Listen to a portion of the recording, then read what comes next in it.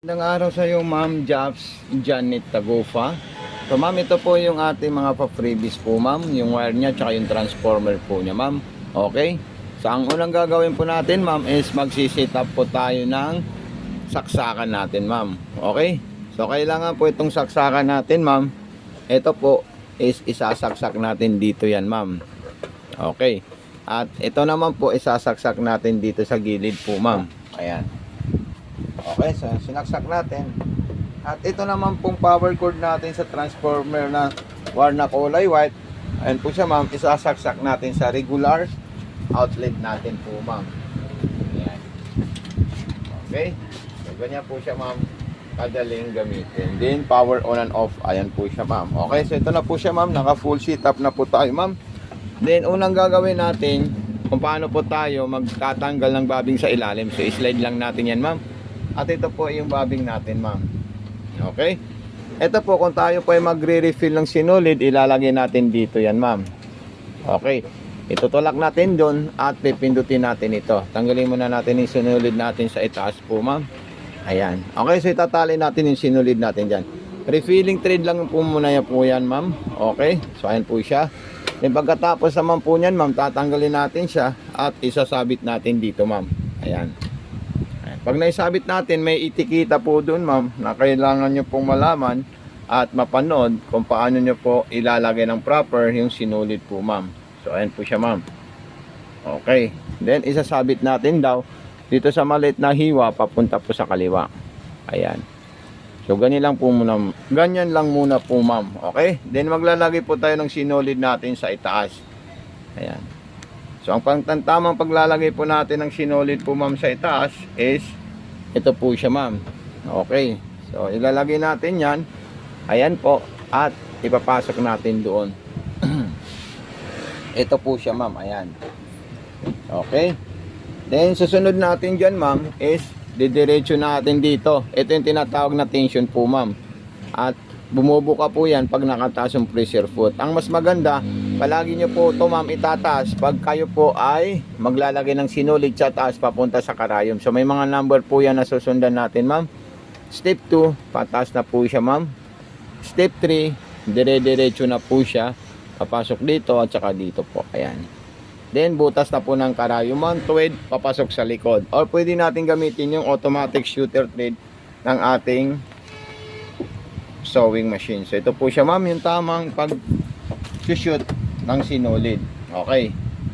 Ilalaylay ko lang po siya ma'am, igaganito ko po siya, press ko po ito. Ayan. Igaganyan ko po siya ma'am. Ngayon makikita nyo po, gagawa po siya ng bilog sa likod ng makina. Ayun po siya o bilog. Pag dito mo hinila, hindi po siya maisushoot. Ulitin ko po siya ma'am. Ayan. Then press po yung kaliwang kamay ko po ma'am. Ayan po siya ma'am. Okay. Then ayan, gumanon po siya. At kung hindi naman po kaya ma'am, pwede nyo lang po siya i-manual. Pero mas maganda kung i-memorize nyo po kung paano po siya ilalagay ma'am. Ayan. Okay. Ito po siya ma'am. Ayan. Dahan-dahanin ko. Okay. Dahan-dahanin ko po siya ma'am. Ayan. Setting ko po ma'am. Ito. Ayan. Then dahan-dahan. Ayan. Then ipapasok niya po sa likod. So kukunin ko na po siya dun sa likod ma'am. Ayan. E pagkatapos naman po niyan ma'am, kailangan po natin siya ipalabas itong sinulid natin na nanggaling sa karayom. So paano po natin ilalabas? Ito po yung isang gagawin nyo po. Ikutin nyo po ito ma'am ng pababa, paharap. Ayan. Ayan. Then hawakan nyo po mamaya yung sinulid nyo na nanggaling sa karayom. So makikita nyo po, ayun po yung dalawang sinulid. Hihilahin ko po ito ng dahan-dahan. Ayan. Okay, pagkatapos po nyan ma'am, papasok natin doon sa likod. Ayan. Okay. Then, ilalagay na natin ito. At magte-testing na po tayo ng tahi po ma'am. Okay. So, ito po yung manual embroidery na ginawa ni madam kagabi. Ang gagawin natin, magsasample pa tayo ng isa pang stitches niya. Okay. So, ito po ma'am. Ayan, sasampulan po natin ito ng mga design ng ating sewing machine po ma'am. Ayan. So isisilik lang natin ito ma'am. Kailangan nakataas yung karayom po. Punta muna tayo sa straight line. Ayan po siya. Ayan, straight line. Ito, distance. Kung gusto nyo pong malalayo or masinsin. So button start. Ayan po siya ma'am. Then reverse. Ayan. Then high speed, pwede nyo po siya ilagay ma'am sa high speed. Ayan. Okay? So ayan po siya ma'am. Then sunod naman natin yung zigzagger po niya ma'am. Ayan. Zigzag.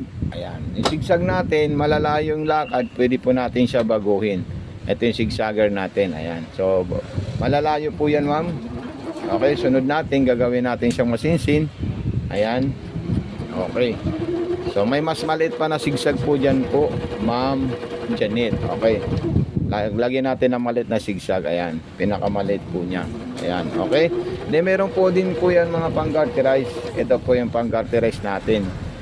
Hanapin natin siya. Mga pang-garterize natin, tatlo po sila. Isa, dalawa, tatlo. So iba't ibang klase po yan na stretchable na tela. Panty, bra, brief, at saka cotton spandex na katulad ng mga Honda Cortina. So yan po yung gagamitin natin ma'am. Okay, then sunod po natin dyan is kung gusto po natin gumawa ng pang piping. Ito yung isang para sa mga pang brief. Malapad po yan ma'am. Malaki po yung parang zigzag niya pero hindi po siya ma'am zigzag. Ayan. Ito pwede rin po ito ma'am stop. Tandaan nyo po sa button start, button stop, speed control, tension pag nagtutuhog sa ilalim, reverse, distance, selector. Ayan. So dito tayo sa magagandang design niya po ma'am. Ayan. Aging, katulad ng pang aging, dapat number 3 lang po tayo dyan at number 4. Pang lining, ayan. Pwede rin nyo po gamitin itong pang himing niya tsaka pang lining niya po ma'am. Ayan. Okay, so meron din po yung double zigzag at saka double straight sewing. Okay po ma'am. Huwag niyo po kalimutan ma'am mag-message sa akin ma'am. Okay? Pag may mga concern po kayo sa ating sewing machine o kailangan niyo po ng tulong o di ka tutorial, ito ilalagay po natin ito ma'am. Ito po siya ma'am, ilalagay ko na po ito sa previous niyo po ma'am. Dito niyo po kami makokontak for video tutorial at iba't ibang klaseng concern dito sa sewing machine niyo po ma'am. Ayan, pupunta po tayo sa double zigzagger. Ayan. Yan po yung mataba na zigzag natin ma'am. At mayroon din po yan ma'am na mataba na straight line para pang baston or back to original na panahi. Ayan. Okay, so ito po siya ma'am. Ayan. Din gagawin din natin mamaya yung button holder para makita niyo po kung paano po kayo gagawa ng button holder niya po ma'am. Okay. Then dito tayo sa button holder. Pag button holder, ayan po yung indicator niya po ma'am. So pupunta po tayo ma'am sa button holder natin. Ayan, button holder, dito muna tayo sa gitna. Ayan, parang lock lang po siya. Then punta po kayo dito naman sa number 1. Kung makikita nyo po ma'am, may number 1, number 2, number 4. Ayan, so lock tayo ulit. Ayan, then pupunta po tayo sa number 3 para matapos po niya yung button holder. Kailangan aalalayan nyo lang po siya ma'am. Ayan. Okay. So ito po ma'am yung button holder natin ma'am na ginawa. Kailangan memoryado mo yung paggawa ng button holder kasi kung minsan pupundo po siya, hindi po siya tutuloy-tuloy, pero kailangan alalay lang po ma'am. Alalayan nyo po, pag napansin nyo po na siya po ay nag-stack na parang ganito po siya ma'am, alalayan nyo na po siyang dadahan-dahanin mo po siyang aalalayan. Ayan, diba ganito po siya ma'am ha? Button holder po tayo ma'am. Ayan. So ayan po siya ma'am. Hindi mo naman po siya hihilain. Kumbaga, tutulungan mo lang po siya. Ayan. Then maglalak po tayo. Ayan. Then abante, yung number 1. So ayan po siya ma'am. Hindi kaya pwede nyo po siya ma'am gawang ng hindi masyadong masinsin. Kasi pag masyadong masinsin po yung button holder natin, doon po siya tumataba. Okay? Ito po siya ma'am ha. Yung mga lahat ng stitches natin, ito para dito, ito naman para sa selector. Ayan, ilalagay ko po siya ng straight line. Ayan, meron pa po yan. Ayan, yung straight line natin. Then gagawin natin yung yung distance 4 or 3. Yan pinaka normal niya po ma'am. So okay po ma'am, maraming salamat. God bless and more power po ma'am.